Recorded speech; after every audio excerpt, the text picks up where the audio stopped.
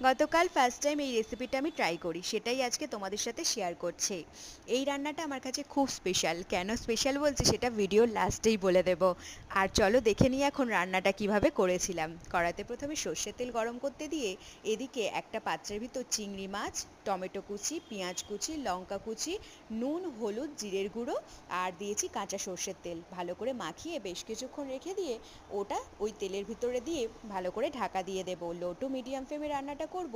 গা থেকে তেল ছেড়ে দিলেই কিন্তু জলটা ইউজ করব। 8 থেকে 10 মিনিট মতো সময় লাগবে, ব্যাস তাহলেই রেডি হয়ে যাবে এই রেসিপিটা। আর কেন জানো তো এই স্পেশালটা বলেছি? কারণ আমার মা তার দিদার কাছ থেকে এই রান্নাটা শিখেছে। মায়ের দিদা বলে কথা। তখনকার দিনের রান্না মানে তো বুঝতেই পারছো কতটা টেস্টি হতো। তো যাই হোক, সেই জন্যই আমার কাছে এতটা স্পেশাল। মায়ের দিদা, দিদার কাছ থেকে মা শিখেছে, মায়ের কাছ থেকে আমি, আর আমার কাছ থেকে তোমরা।